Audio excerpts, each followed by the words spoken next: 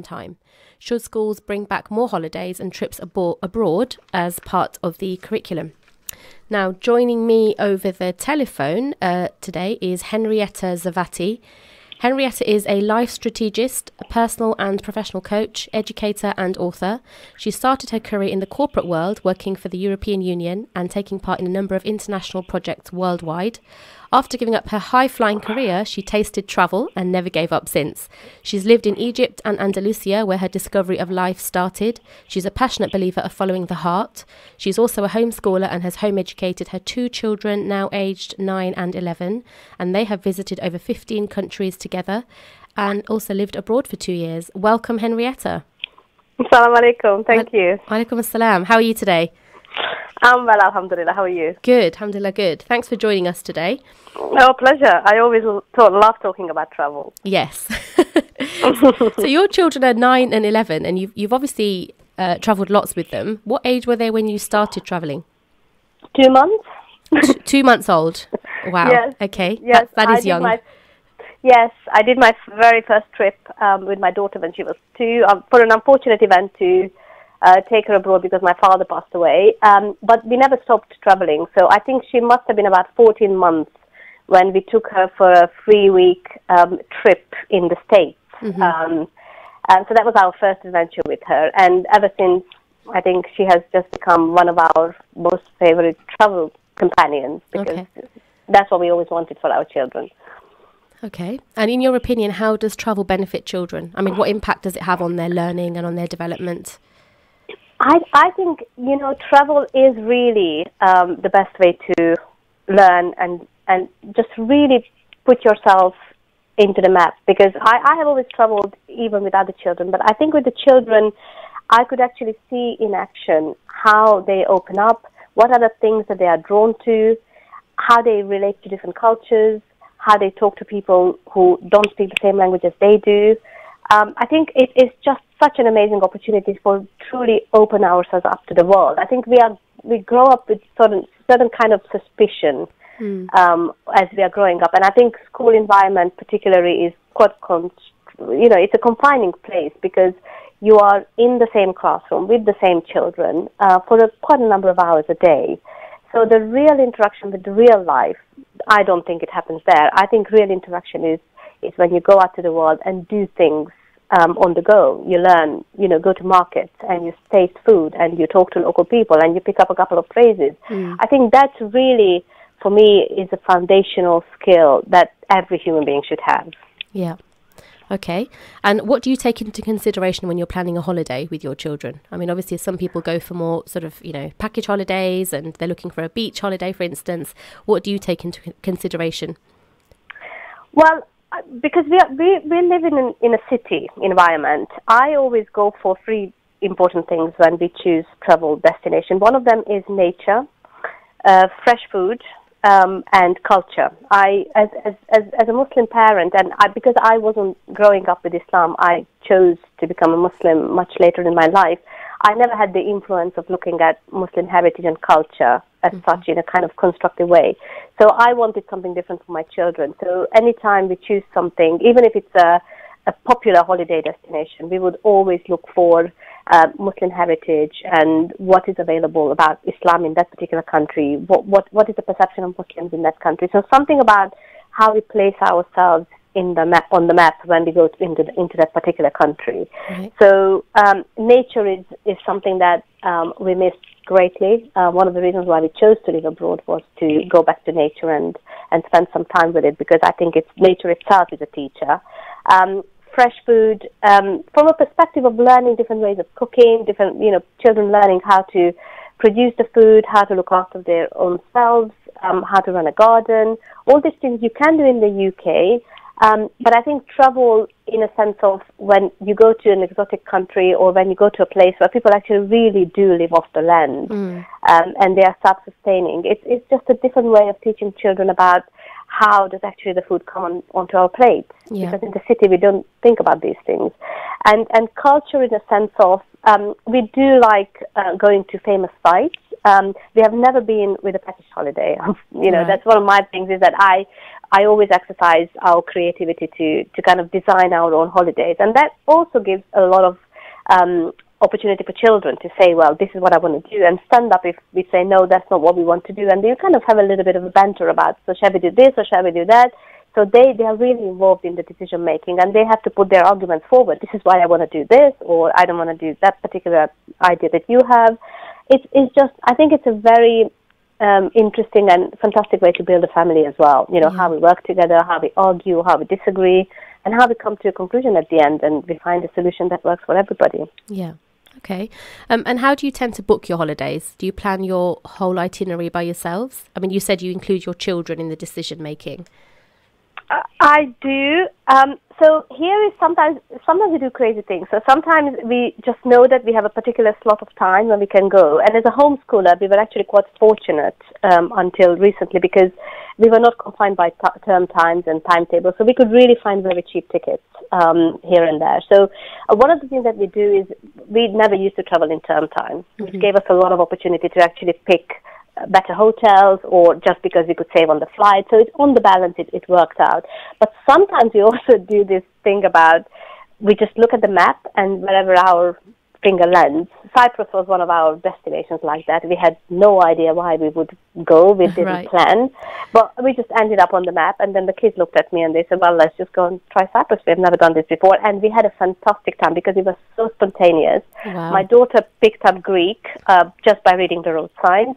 We had an amazing little quiet place by the seaside, secluded with a pool. We managed to really get back to nature for a week. We took my mother with us as well. So that gave us some opportunity to have some me time with my husband, the children with the grandmother, and it was just so spontaneously decided. So sometimes, you know, I think our own creativity gets stifled when we are kind of wanting to do the package tours and because some parents are going to this place and term time and a lot of considerations. But I think creativity is really our drive when we choose holidays. I suppose with a lot of package deals, you're quite it's all mapped out for you. It's the whole holiday is kind of it may be in a resort that's far away from anything cultural, and you may not be able to do the sort of things you want to do. So I guess it can be seen as a bit of a hindrance to be on a package holiday. Yeah, and I think also the whole industry, the travel industry, is. I mean, we know this from marketing perspective that they are really opening up and targeting Muslim audience, and I think that's all well and good. You know, people are inclusive about holidays, but I think what it takes away, generally packaged holidays, is that you don't really experience the place itself. You don't hear the heartbeat of the city. You don't actually listen to local people necessarily, because you are either in a resort where most of the people are speaking the same language, meaning English. And I've seen families who just go there and they eat English food. And for me, travel is about having experiences that I can't have anywhere else. I really want to be part of, you know, the swirl and the flow of things when I go to a new place. And I want my children to be curious about, you know, what's that smell of that fruit and how do they cook this fish, and just, you know, sit with people and really talk to them about their lives. Yeah. So you're trying to plan quite a unique experience for your family, really. Yes, I think so. And what about the itinerary? So you said about Cyprus, you said you just put your fingers on a map and you just decided to fly off to Cyprus. How do you go about planning your itinerary? What sort of things are you looking for? I think it's quite interesting to look at what that country is famous for. So I always look at the tourist sites, and I look at other companies' itineraries and see which one is I'm quite drawn to. But I think I always have it in mind that wherever I travel, what is it that I can teach? I mean, it's just maybe a curse or a blessing, I don't know, of a homeschooler, that I want to make everything into a learning experience. Yeah. So when I look at the itinerary, for example, in Cyprus, as I mentioned that, I look at the itinerary and say, well, actually, we have done the Romans and we have done the Greeks. So how can I bring that experience to the children? They know it on paper. They have done a lot of work and a lot of projects around that. So how can we link that with the travel experience? So we ended up in Aphrodite's bath, and we were talking about Greek mythology, and everything just seems to come alive. Yeah. So we don't disregard the tourist sites. I think it's important that, you know, famous landmarks are visited, and I think it's great to do that. So we do it in a way that it's incorporated, but that's not the main focus of our trip. Yeah. So, for example, when we went to the U.S., even though my daughter was very small, she was 14 months, but we went to New Mexico, and we actually traveled all the way from the bottom to the top, and we visited Indian pueblos, Indian villages, where there was a very different sense of living, how people lived in a communal setting. And I remember my daughter was fascinated with all those things that she saw, and she was touching the fur and the animals, and she was playing with the chicken, and she still remembers, actually. Funny enough, the other day we were talking about it, and she remembers that experience of, she said, I remember seeing an Indian man. And she was so tiny, but somehow it had an imprint on her. Yeah. So she never forgot the experience. Well, we know that children are learning all the time, don't we? And I guess they're like sponges soaking up everything that's going on around them. So I'm not surprised that the holidays, even at a very young age, have had a huge impact on her. Now, obviously, you've mentioned Cyprus already. Can you give us some examples of other holidays that you've had, and which ones have been the most memorable? I mean, I know your children have travelled to, 15 countries? Yeah, I think we are on 17 at the moment. We have this little map and this scratch of the things. I mean, I think our favorite was probably, it was travel as well as it was living, because we moved over to Andalusia for 2 years, and we lived in a small town in the south of Spain for nearly 2 years in Ronda, which is an incredible town. And when I decided to go there, I didn't know a single person. So we really took it as an adventure. So that was just a couple of years ago. We have had, I think our U.S. trip was very memorable. We did it for 3 weeks, and it was a road trip, New Mexico, part of Arizona, and Texas, driving through that region. We loved. We had a trip last year. We loved going to Petra, Jerusalem, and Umrah. Right. So we had a round tour. Petra was a particularly memorable experience for my children. And we had, when I was living in Spain, we kind of decided to take advantage of being so close to Morocco. So we arranged a time on Eid day. We arranged a family where we could stay with the family for 3 days, and we actually experienced a real Eid in Morocco, Tangier. So that was probably one of the things that my children will never forget, because we went through the whole the whole process of arriving, seeing the town, getting ready for Eid, and then we stayed with the family. So they showed us the whole process of getting the animal in and do the slaughtering and preparing the intestines and all. I was cooking with the women in the kitchen, and my kids were laughing at frying liver on the other side of the garden. So it was a really memorable experience. And so I think we had a few smaller trips here and there, and we regularly obviously go to see my parents' house in Hungary. But that's again, it's a connection, it's a cultural connection that they build up. So I always try to make sure that at least once or twice a year we can go there and visit. It must be a really amazing experience for children to witness and to sort of see Ramadan and Eid in various different countries, because it's celebrated so differently in different parts of the world, isn't it?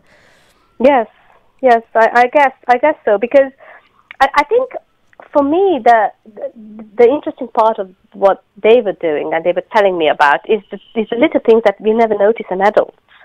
So they would come, and obviously you prepare yourself as much as you can, but a real slaughtering for a 7-year-old or 8-year-old, and you kind of, the way they interpret it for themselves is really where the conversation starts. So they ask out of curiosity. They don't ask because they are taught at school this is how it's done. They are really part of the experience, and that brings up a lot of really deep and interesting conversations and questions from them. So it's I think it's fantastic way to also connect to your own culture, I guess, because of course in Morocco there's a particular way of doing it. When I was in Egypt with them, they were very tiny when I went to Egypt for a month, and that was because I wanted to do my Arabic, and because they were so young, I thought let them come with me. So we stayed in Cairo for a month, and it was just around Ramadan finishing, and we celebrated Eid in Cairo, and that's a very different experience. But my daughter again still remembers hearing the adhan, and she gets pictures of children running trying to find prayer space, and all those experiences I think somehow just make it a very rich experience of seeing Muslims in so many different settings. Yeah.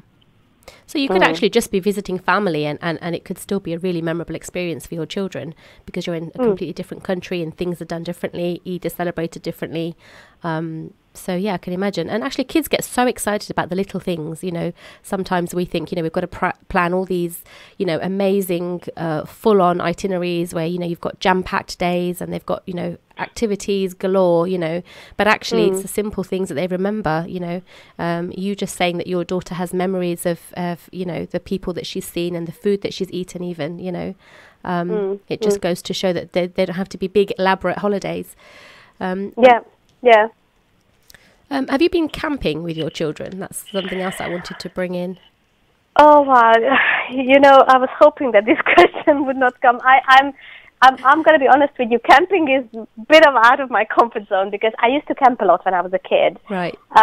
But I think maybe because of my age, I just feel I'm growing out of camping. Right. So I love them going camping. You know, they love it doing it with my husband, and my husband is a huge fan of camping. But I like just that amount of comfort where I can sleep. That's fair enough. Properly. Camping isn't for everyone, is it? But kids love it, so yeah. Yeah, kids love it. And you know, sometimes when we were living in our previous house, we had a garden where we used to pitch up tents, like a little tiny 2 people's tents in the garden. So, you know, I would ask them to go and sleep in the garden, and then they would stay there for a couple of hours, and then just as the sun was going, they're like, Mommy, I think we're going to come in now. I don't think we're going to do the tent. And yeah. So I think it... Go ahead, sorry.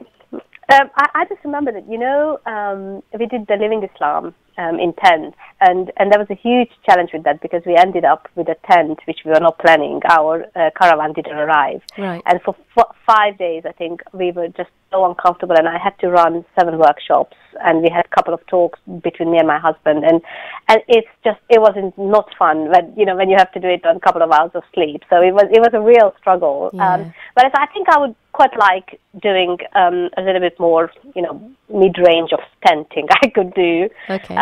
But not the very basics. So you're not completely closed to camping then? No, not completely. Okay. And you know, you said your children are now age 9 and 11. Do they blog or, you know, write diaries and journals about all their travels and what they do? Yes, we have scrapbooks of almost every country. So the scrapbook that we do is we look at every single country where we go, and then we collect memories from the holiday itself, but also we learn a lot of things about that country. We look at their cuisine, we look at the language, we look at the politics. You know, as they grow, it obviously becomes more elaborate than before. At the beginning, it was just looking at the flag, just putting things on the map, comparing them to other countries, or looking at what sort of languages they speak. And now my daughter is older, so she would look into the political situation. She would look at political parties. She would look at music, what sort of Muslim heritage we have there. We would look at famous people from each and every country. So I think, again, just incorporating the whole thing into an experience of how do you make learning real through travel. I think that's what has been our philosophy, that it's all well and good that we see fantastic places, but sometimes, you know, I'm really surprised that children say, oh, I went to, I don't know, the US for holiday, and then you ask a very basic question and they don't know how to answer. They can't place it on a map, for example. And I think these are really vital skills for us to have to kind of navigate ourselves of who we are, where we are, and just kind of knowing where we are heading. I mean, ideally, you know, we'd all like to do that, but I'm just thinking for a lot of parents who take their children on holiday, what they're doing is wanting to just go because they want some time out, some rest, some relaxation time. And some parents might see all of this as a lot of hard work, you know, that you've got to incorporate into your holiday or into your plans. So what's your view on that? I mean, do you get any rest when you go on holiday? Well, I think all holidays is... So I think the purpose of holiday is that when people say that I need to run away from the life that I have to get a holiday, I would rather think about why do I have a life that I'm running away from. So that's my first thing about travel. And I think the travel industry really feeds into that. Oh, you go away because you deserve it, and then you're going to take your children off your hand, and then you can just do and relax. I think that's fantastic for people. And I think it's needed. So when I need rest, I will probably just say, I need to go away by myself for a couple of days, or we choose a place where we don't plan so much. So, Right. we can have at least 3-4 days just on the beach or just relaxing and not actually continuously running on things and doing things.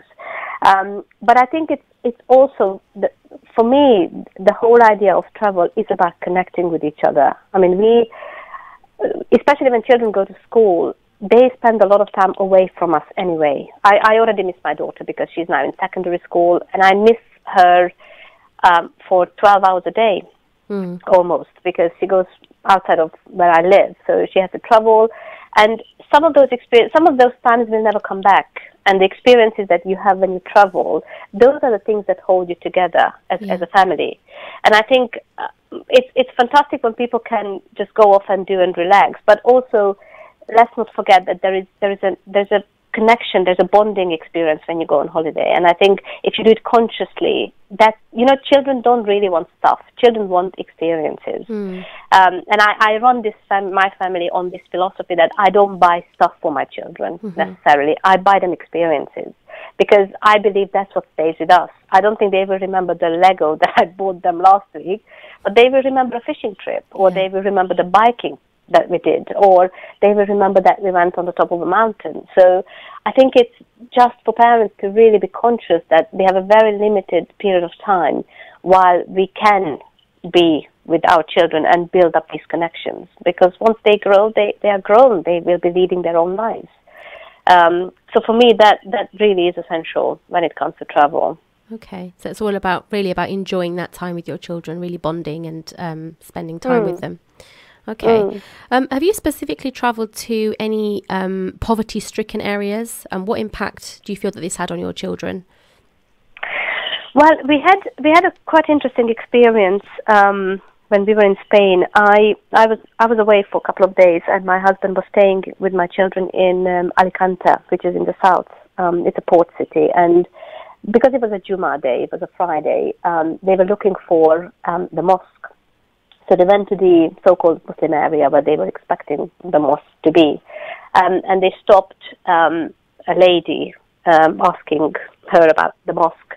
So the lady was very shy and didn't want to talk to my husband first, but the children were there, and they were quite scared of the whole environment. It's one of those areas where you don't really want to go in the evening after 7. But because the lady was feeling really bad, she said to my husband, I'm feeling so bad that I can't, as a Muslim, I would like to offer you something, that you are visiting my town. So she showed them where the mosque is, and she said, come back for lunch. And my children were really surprised, and my son was definitely not having it. He said, I'm not going. But then my husband said, look, you don't refuse an invitation like this. So after Jummah prayer, they went back to the lady. And this lady, she had family, but she lived in very dire conditions. But by the end of Jummah, she prepared a lavish lunch for my family. Wow. So she roasted a chicken. She said, I just got a chicken, and I killed the chicken myself. I slaughtered it, and I just roasted it for you. She made a cake, a very simple cake, but it was a cake. And she made some couscous. And my son was very resistant first, and they were really suspicious of, I don't know what to do with this. And then they had the best meal of their life. They still remember the taste and the kindness and the generosity that came from that person who really had very little, actually. And my husband was very tearful when they had to say goodbye to each other, because he realized that this was such a great lesson for the children. And ever since, I mean, our family, we've always been doing a lot of charity work, but I think since that experience, charity is just flowing so naturally for my children. They never think twice about giving, because I think for them to see that level of living was so touching and so personal that I don't think they will forget. That sounds like such an amazing experience for the children. I mean, to see that level of hospitality coming from somebody who, themselves isn't that well off, especially from, seeing it from a Western perspective when we're brought up here, and we, if it's clear to us that people have less than us, we don't expect them to be so generous with their time and their money and their efforts, and, and especially, cooking a meal for you. I mean, that must have been a very heartfelt gesture from her. Henrietta, we'll just come back to this very shortly. We're going to go to a very quick ad break, and then we're going to come back and talk a little bit more about your own travel experiences. All right.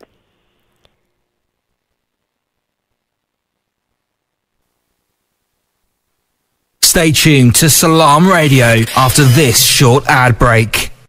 Bismillahirrahmanirrahim. Assalamu alaikum wa rahmatullahi wa barakatuhu.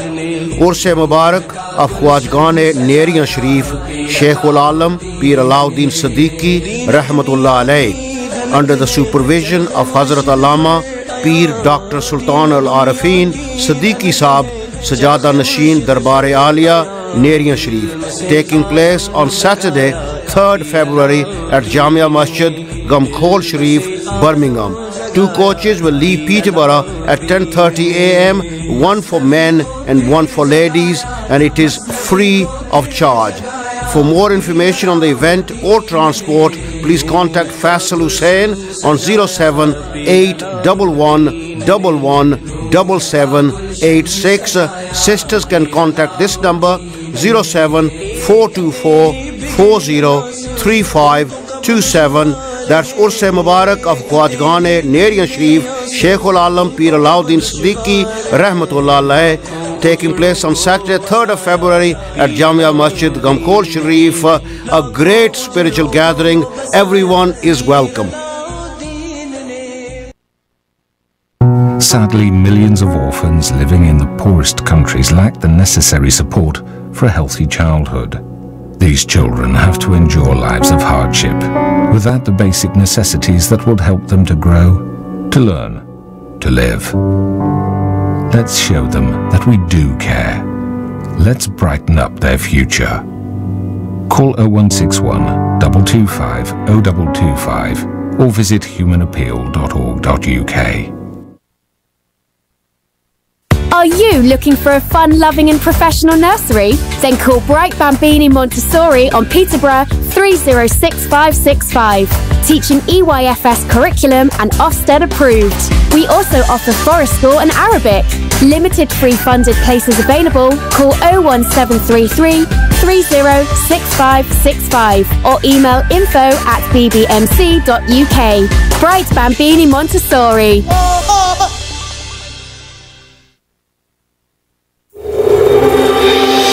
Need a great place to chill out? Look no further than The Lounge for quality food and drinks at a great price. Try our varied menu: pasta, seafood, burgers, grills, salad, soup, rice and sides. Also hot and cold drinks, milkshakes and mocktails.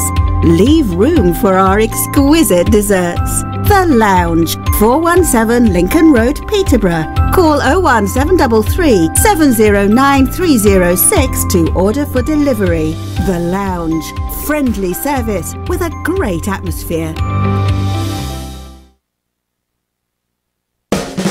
Need car parts quickly and at a great price? City Auto Parts offer competitive prices, trade accounts and a delivery service in and around Peterborough.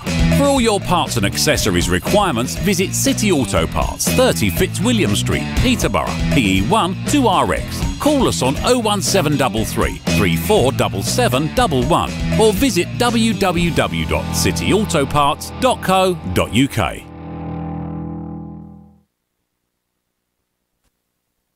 Allah's Apostle sallallahu alaihi wasallam said, Allah has 99 names, 100 less one, and he who memorized them all by heart will enter paradise. To count something means to know it by heart. Peterborough's community radio station, Salaam Radio, 106.2 FM. Assalamu alaikum and welcome back to Parenting Matters with myself, Sephora Horton.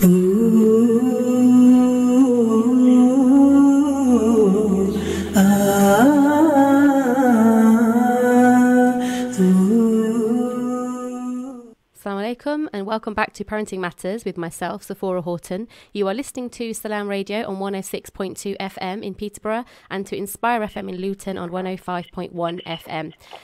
We're talking today about travel.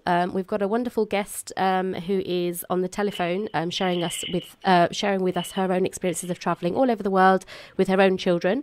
And we're also asking our listeners to call in today with their own comments and their views.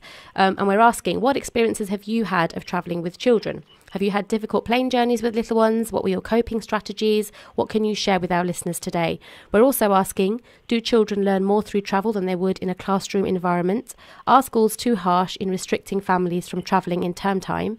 And should schools bring back more holidays and trips abroad as part of the curriculum? We'd love to hear what your experiences have been in your own schools with your own children, how much travel they've had, and how perhaps your schools or your head teachers view travelling in term time, what personal experiences you've had of those. Now, Henrietta, you're still on the line, hanging on very patiently. Assalamu alaikum, Yes. welcome back. Wa alaikum salam. So we were talking, just before the break, we were talking a little bit about travelling to poverty-stricken areas, and you were sharing your experiences of that. I'm just going to bring in some challenges that we've had when we've been travelling. When you have perhaps beggars following you around as well, that can have quite an impact on the children, not always a positive impact, or not positive at the time. Have you had any experience of this? Oh, plenty. Just last year, October, I spent a month in Fez, and my family came to visit me, and they stayed with me for a week. I was working on a book project, and I needed some time out, so I decided to go to Fez. And I stayed in the old Medina, and the old Medina itself is like you live in the 8th, 9th century, so it's a really kind of poorish part of, there are some poor parts of the town. So when my children came, obviously my daughter is growing up, so the people, they come in all sizes and shapes and with all sorts of ideas, interesting and not so interesting. But one of the things that I think I always try to teach my children is that the whole approach we take with beggars, I think is they need to experience it for themselves. So, for example, in Fez, they experienced something quite interesting. There was one man who was begging in a particular spot, and day in, day out, every time we passed, he was there in the afternoon, in the morning. And then just the day before my children were leaving with my husband, coming back to the UK, they saw the same man walking around. We thought he was blind because he was sitting by the mosque. But then he was coming in front of us, and he was chatting and laughing and eating and talking to his friends on his mobile phone. And my children were shocked. They didn't realize that this could even happen. But then I think on the way back, they were having a long conversation about the whole idea of begging and how do we know. But of course, it's a very difficult one, isn't it? Because we as Muslims are supposed to be just giving without, we don't need to ascertain whether that person needs it or not. Yeah. We are encouraged to do it from our heart. And I think what I always say to my children is that whenever you have, whatever you have, you give. And whatever that happens to that money, it's not your concern. Your concern is your intention. And I think it was just a very interesting, but it was a rather, interesting scenario, because it brought up a lot of things. And of course, if you go to India, for example, in India, I learned about the mafia of begging. I never knew this. Probably I was naive about it, but when I went to India, I realized about 12 years ago that there is a mafia around it. And this is, in some countries, this is how it operates. We have the same in front of Regent's Park Mosque. You see very shocking stories. But I think it's also encouraging us to look deeper into the issue, what it is. And then we can have enough knowledge to separate that this is what I know and this is what I give out of my best intention. So does it kind of make sense of what I'm saying? Yeah, absolutely. Yeah, no, it does. And I think it is, I think it's always about bringing it back to the charitable side, that we give charity and this is a form of charity, and it doesn't matter that they're begging, and, so it makes sense. I think what I'm also, wanting to bring in is that, I'm sure we've all experienced this to some extent when you travel to perhaps some of the more developing countries and you've got groups of beggars who are perhaps following you, and you're there with your children trying to get on with your day or trying to travel, and sometimes you've got a very stressful situation that you're in, you're trying to look for passports, or you're trying to board a train or something, and you've got beggars chasing behind you, trying to they're begging, and you haven't just got one beggar, you've got groups of beggars. And I've experienced, often when you give to one, you're immediately then surrounded by 2, 3, 4, and sometimes more, because they know that you will actually give them something. And especially if they've identified that you're from abroad, I can imagine that can be quite a bit of a worry, actually, because sometimes they just won't leave you alone. And that can be quite hard to deal with, when you're with your children. Yes, yes, I totally agree with you, and I think also the idea of then asking the children, for example, if you're traveling with the children, is to actually say to them, so if there was another way of helping these people, how else could you help? What else could you do? And then they go into all sorts of directions about setting up a project or doing this or doing that. So they come up with really creative solutions, which actually sometimes I think even politicians can't do that. So I think it's important that we give the choice and the chance to the children to actually really exercise their own experience and their own creativity, again, to look at the situation. This is what it is, and clearly begging is not always an empowering choice for people. Some of the begging is genuine, and we know that. But when it becomes like a mafia activity in a particular country, or particularly targeting tourists, or particularly targeting tourists with children because they think you don't have time, you don't want to waste your time, so you just give anyway. Also threatening the children or making comments about the children. You know, when we have girls, there's something that we have to consider, that there will be comments of teenage girls. And I think it's something that, as a parent, you really want to be very conscious of, but at the same time, you don't want to not empower your children, that you do actually have a choice about these things. We had a couple of experiences where, not many, but a few times when we actually have to raise our voice and say, if you don't go away, I will call the police. You've got to be quite firm with them. Yes, it's just a very straightforward, you know, we can accommodate as much as we can, but when I said no 5 times, I really don't have any more stamina to keep saying that it's a firm no, and they will go off, because most of them are actually got scared of the police. You mentioned the word police, and they will disperse in a couple of seconds. Okay. And what are some of the other challenges that you faced on your travels? I'm sure you've had many. Well, my son has a lifelong medical condition, so he has a blood condition, so we have to travel with a particular medication for him, and I inject him myself ever since he was born. Right. So that medication we have to travel with, but because it's liquid, I always need to have a letter from the hospital. We have to state how many days we are going to be away for.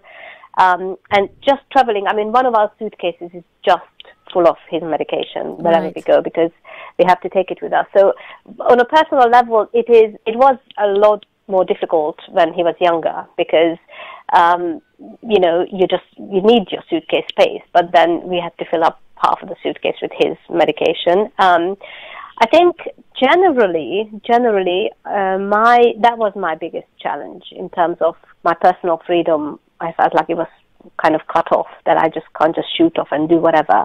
I also have to be very careful with him, because he can't bruise himself. When he does, I need to treat him, and I treat him through the vein.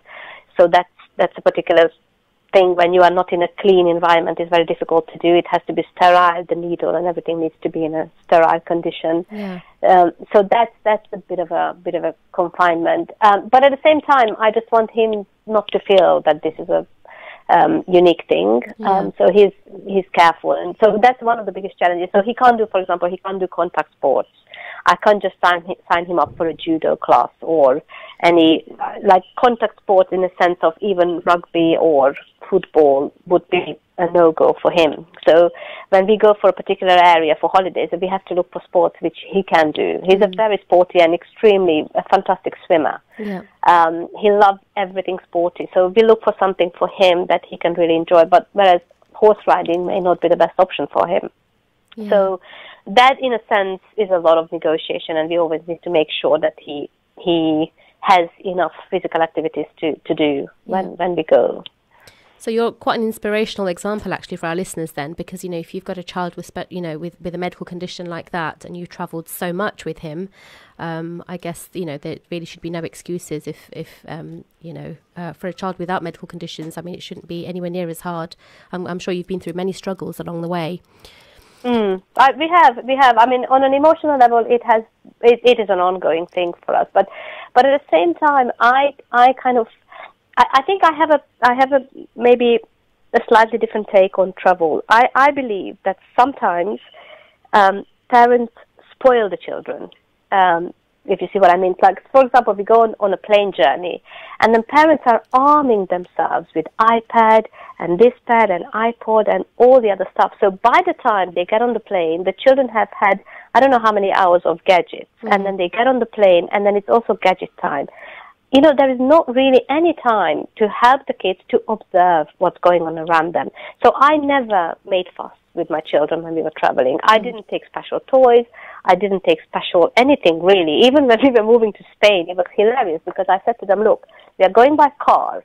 You will have one box of toys that you can bring with you. You decide. They've got loads of toys. You decide what you want to bring. I can only fit in a carload of stuff, and we are going for 2 years. So we are driving all the way. So please make sure that you only have one box. And if you're bored ever in the time when we are living in Spain, the only thing I'm going to tell you is, okay, put the boots on, we are going for a hike, or we are going to see your friends, or you are spending an afternoon with whatever activity we are doing.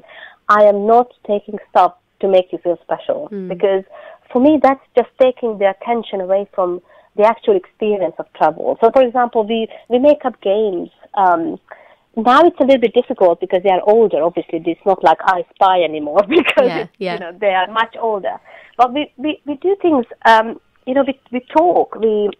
My daughter, for example, she loves observing people, and she would make notes that, oh, I've seen this person, and I wonder, you know, what kind of person she is. She's got pink hair and green shoes, and you know, I wonder maybe she's in a band or. So it's just that thing about teaching them, even leaving them alone and let them be bored. You know, we are not very comfortable letting the kids being bored. So we arm ourselves with all sorts of things. And I think it's unnecessary stress for the parent, and I don't think it's a good lesson for the child. I think many would agree with you, you know, to some extent. But I'm just thinking about. I've got 4 children myself, and I know what travel is like when you've got young children who are getting quite cranky. And sometimes, if you've got a long journey, and you know you're faced with perhaps delays or possible travel sickness, you've got children getting irritable or tired. You know, if you've got an overnight flight, for instance, I mean, it can be quite a challenge to cope with. Different children of different ages. You know, when you're traveling together, and you're conscious of people looking at you, people listening to what's going on, witnessing the meltdowns or the tantrums you've got in front of you. So I guess you have to have a coping mechanism. You've got to have some strategies in place to help you get through that time. Yes. I remember when last year we were going. I can't remember, was it last year or the year before? We were traveling somewhere, and we had a 7-hour period of wait at Dubai airport, I think it was. I can't remember where we were going now. And before we left, I said to the children, well, look, we've got 7 hours, and this is what we're going to have to be doing. And they were horrified, like, what are we going to do for 7 hours? And then I said to them, look, when we arrive, just remember all the things that, all the halal burgers you can eat, and all the halal meat, and they love burgers, and obviously healthy because I do it at home. And for the whole duration of 7 hours, I mean, we went to sleep, snoozed a little bit on and off, but continuously there was something for them to look forward to. And as hilarious as a burger, that, because we didn't have burgers, we don't have burgers very much from outside. It was hilarious how they could just keep each other going. Like, my son used to tell my daughter, just think about the burger we're going to have. It's going to be so much fun when we sit for the first juicy burger. And we had breakfast at 5 o'clock. And they still talk about the burger at 5 o'clock. Oh, Mommy, shall we just go back for 5 o'clock burger? Wow. So, little things like this. I mean, obviously, they are a bit older now. But I think even when my daughter was little, we were sitting in a car with her for literally almost all the time when we were traveling in the States. And she was only 14 months, so she really was tiny. But, the amount of conversations we could have and the amount of things that we could do. And then when she was cranky, we stopped, and then we smelled the air, and then we took some photos, or we went to the white desert, or she was rolling on the ground, or, these things. I think there's more stress before we start if we get ourselves ready for stress. I think it's a mental attitude about we go with the flow, and whatever needs adjusting, we adjust in the moment. I think that's the only coping mechanism I could find. So what you're saying is by preempting stress, we're actually inviting that stress. Absolutely. Like when parents complain, I'm so stressed because I'm traveling with my children. So, why not just shift a little bit and say, well, actually, I'm looking forward to traveling with my children. That's a whole different energy. Yeah. I think it's all in the mind sometimes that, you know, people kind of pull themselves down like, oh, you know, it's going to be so horrid. But actually, it's what you make of it, really. I have to be honest, I do find that sometimes, you know, other fellow passengers can be quite intolerant of children, from what I've come across. I mean, when we travel now, we travel with our 4 children, you know, all of them. And it can be challenging because you've got children talking over one another and, you know, they're being quite loud. If you're on an aeroplane and people just want to sort of close their eyes and go to sleep, it can be quite off-putting when you've got children right next to you or right in front of you. But, you know, that's part of life, isn't it, I guess? People just have to learn to get on with, you know, we live in a world with children in it, and they've just got to put up with that. But yeah, I remember packing lots of things, you know, probably not like you, lots of experiences, but more, you know, lots of crayons and pencils and colouring books and stickers and just all the stuff that would just keep them occupied, you know, for 5 hours or 6 hours or whatever. And then, of course, the food comes, and the food is always a great a distraction as well. That keeps them occupied for about, you know, half an hour. So, if you're lucky. But yeah, if you're lucky, yeah. No, plane journeys, I don't think plane journeys are very easy with young children. So I can see why sometimes parents want to book perhaps overnight flights or, you know, or break up their journeys but with a stopover somewhere, or, you know. But yeah, it'd be interesting to hear what experiences our listeners have had. We haven't had any messages coming yet, but it'd be good to hear how you cope with travelling with young children. If you want to WhatsApp in, the number is 07745 278 978, and the studio telephone number is 01733 602 133. So, moving on, Henrietta, in your experience, how does travelling to a Muslim country compare to a non-Muslim country? Wow.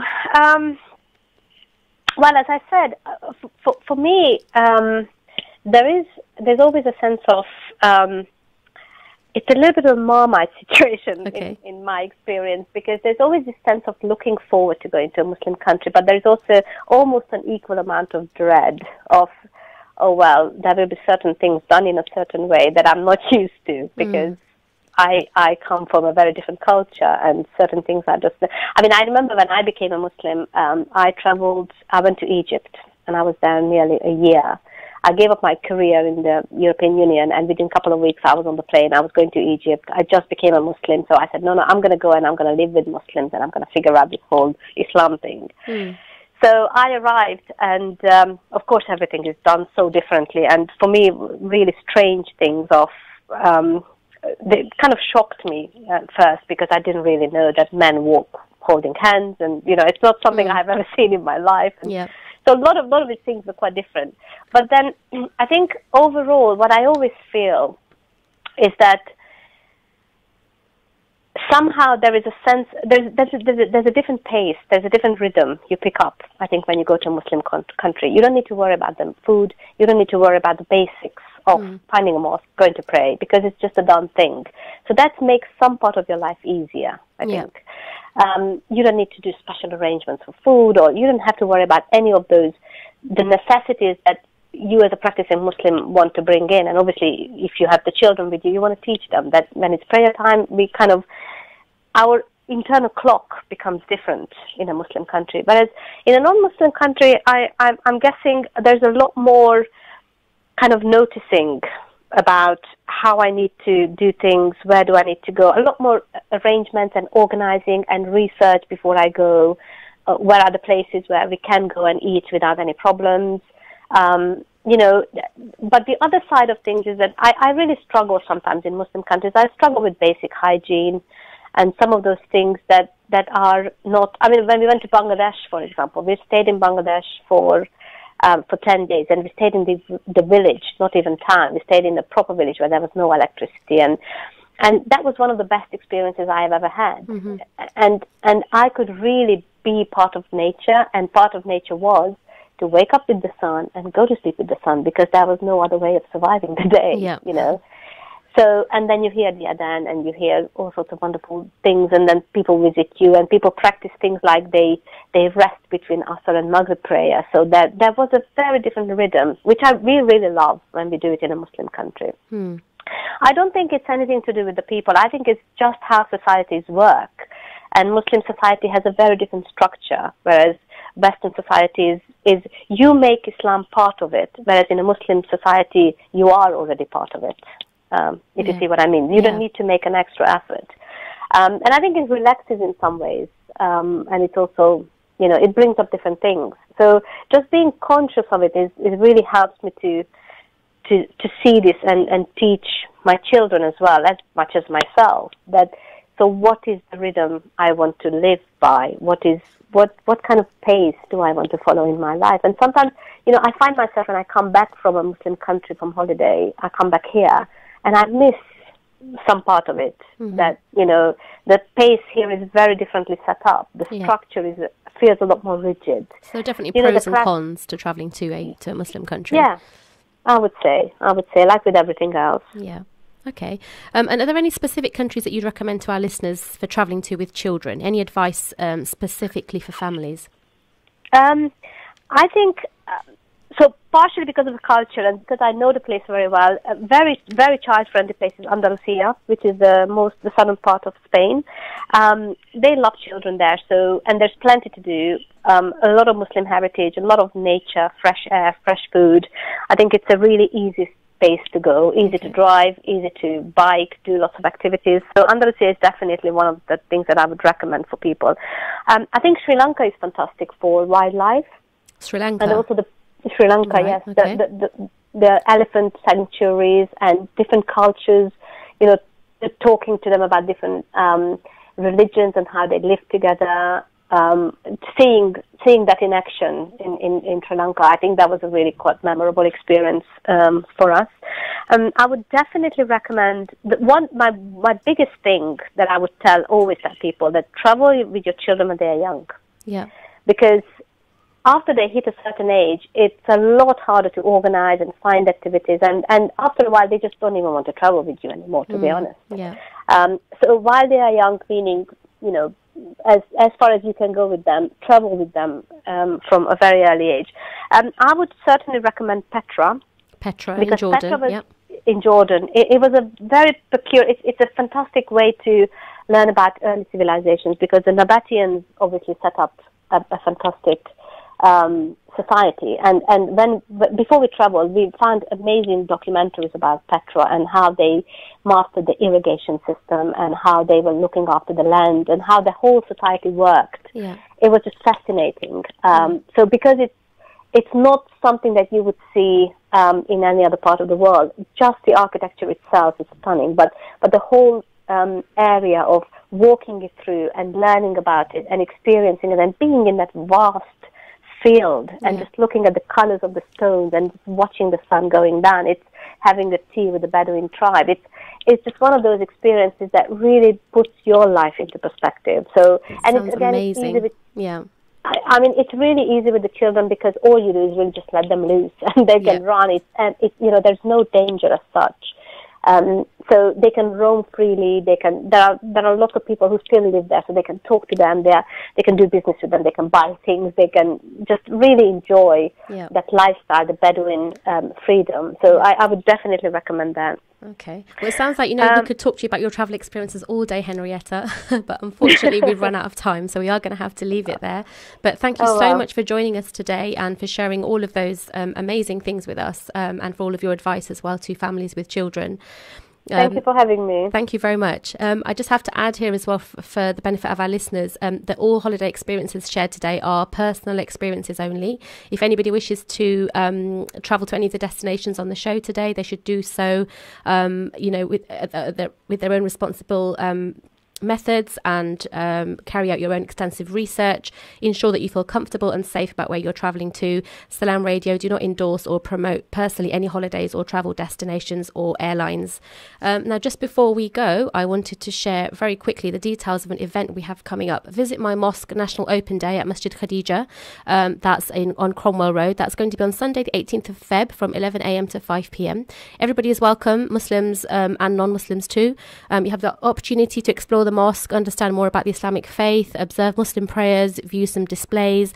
There'll be a children's book corner, interactive storytelling session, free books and leaflets, a finger buffet. You can have a cup of tea and a chat. It's going to be a very friendly and welcoming atmosphere, so please do invite your friends and family to that. There's no registration necessary. You can just pop in, and it's a free event, so that's the best thing. 11 a.m. to 5 p.m. on Sunday the 18th of Feb, and you can just turn up. Please make sure you share that with all of your contacts. Thank you very much for listening today, and once again thanks to Henrietta for joining us today. Do tune in again next week to Parenting Matters on Wednesday from 1 to 2 p.m. Salaam alaikum. Stay tuned to Salaam Radio.